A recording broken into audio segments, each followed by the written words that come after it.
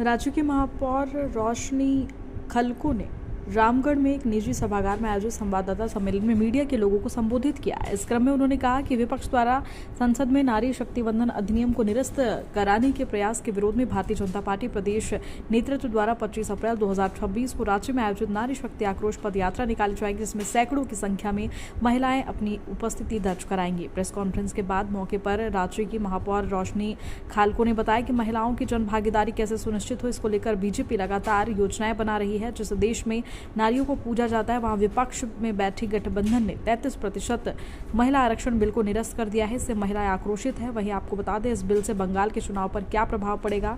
इसके जवाब में उन्होंने कहा कि बंगाल में आज ममता दीदी ने जिस तरह से अपराध को बढ़ावा दिया है, उसके कारण हर रोज कुछ न कुछ वहां आपराधिक घटनाएं हो रही है। इसे लेकर बंगाल की जनता परिवर्तन चाहती है, क्योंकि वहां के लोग भी सुरक्षित और संरक्षित महसूस कर सकें।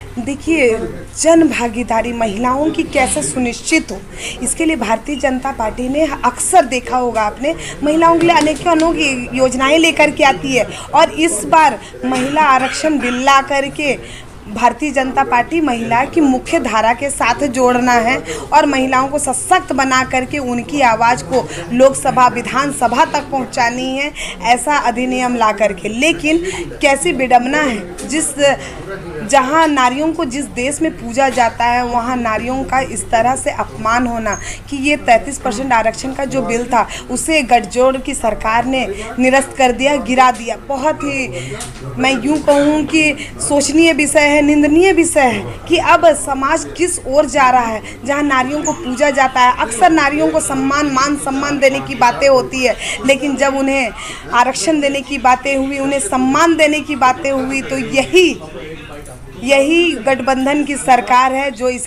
बिल को गिराने का कार्य किया। तो सचमुच कहीं ना कहीं महिलाएं बहुत आक्रोशित है और पूरे देश में इसका विरोध हो रहा है। अब पूरे झारखंड से ये आक्रोश रैली, नारी शक्ति आक्रोश रैली निकलेगी, पूरे मोरहाबादी से लेकर के फिरायालाल तक पूरे राजधानी में सैकड़ों महिलाएं इसका जन आक्रोश में अपनी भागीदारी सुनिश्चित करेगी। और सरकार को, जो गठबंधन की सरकार है, जो गठजोड़ के लोग हैं, जो गठजोड़ से एक दूसरे को और महिलाओं को प्रताड़ित करने का कार्य कर रहे हैं, उसे ये संदेश देने का वक्त आया है कि अब महिलाएं चुप नहीं बैठेंगी।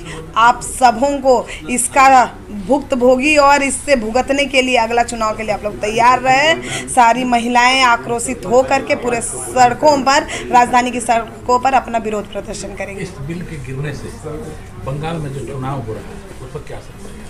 देखिए, ये बिल तो खैर है एक फैक्टर, लेकिन उससे भी ज़्यादा मैं यूं कहूँ कि बंगाल की जनता तो ऐसे ही त्राहिमाम कर रही है। आज ममता दीदी जिस तरह से वहाँ अपराध को बढ़ावा दी है, हर रोज़ कहीं ना कहीं कुछ ना कुछ अब देखिए कि मार काट और अपराधियों का अड्डा हो गया है, घुसपैठियों का अड्डा हो गया है बंगाल। तो सचमुच अब बंगाल की जनता परिवर्तन चाहती है, एक ऐसा परिवर्तन कि वहाँ भी एक सवेरा जग कर उठेगा और वहाँ के लोग भी सुरक्षित रह सकेंगे, संरक्षित रह सकेंगे। इसके लिए उन्होंने पहले ही बदलाव का मन बना करके रखा हुआ है।